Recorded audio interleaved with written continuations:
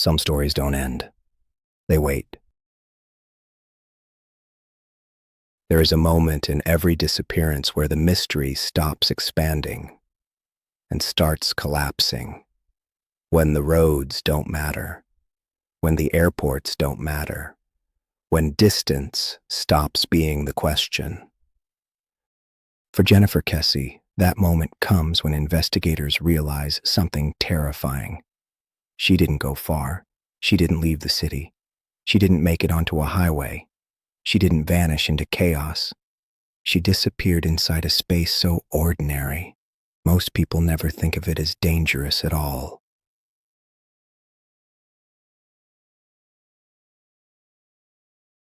Most missing person cases fan outward: credit card checks, phone pings, hotel records, sightings reported hours or days later. Jennifer's case does the opposite. Every lead investigators follow leads them back to her condo, back to her parking space, back to the same few hundred feet she crossed every morning. No verified activity after she vanished. No digital trail leading away. No confirmed witness placing her anywhere else. When that happens, investigators don't ask where did she go. They ask something far worse. Where was she stopped? Jennifer lived alone in a condo complex she had recently moved into.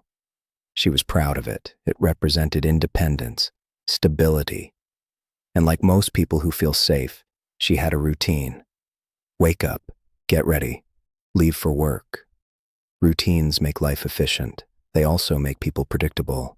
If someone wanted to encounter Jennifer without raising suspicion, they wouldn't need to stalk her for weeks. They would only need to observe her once, the same time, the same route, the same moment every morning. Predictability doesn't look dangerous until someone uses it.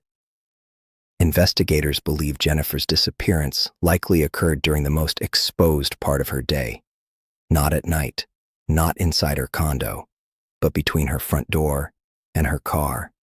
Think about that space: a parking lot, a stairwell, a breezeway, places that feel public, but aren't monitored closely.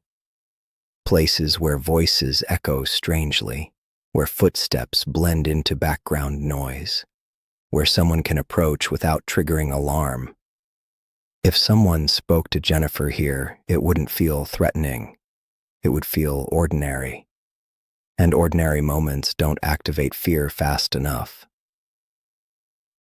When Jennifer's family entered her condo, they expected to find answers. Instead, they found something worse: stillness.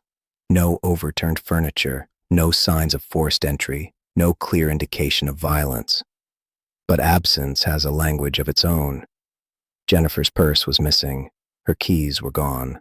Her phones were gone. These aren't items someone forgets.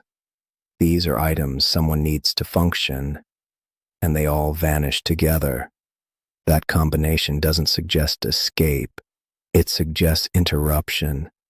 A moment where Jennifer was prevented from finishing what she started. This is where people often ask the same question: why didn't anyone hear anything? Because abductions don't usually begin with violence. They begin with compliance, a conversation, a request, confusion, something that delays panic just long enough for control to shift. By the time fear arrives, it's often too late for noise to matter. If Jennifer was confronted near her car, it wouldn't have looked like a crime. It would have looked like a moment. And moments are easy to miss. Once investigators accepted that Jennifer vanished near home, the timeline became frighteningly small. Minutes, not hours. Seconds, not conversations. A short walk interrupted. A routine broken.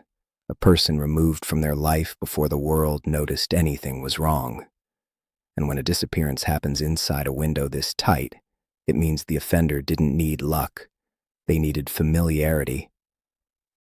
By the time investigators understood how close Jennifer was taken from home, they were already too late, because 2 days later, her car would reappear, not hidden, not damaged, not abandoned in the dark.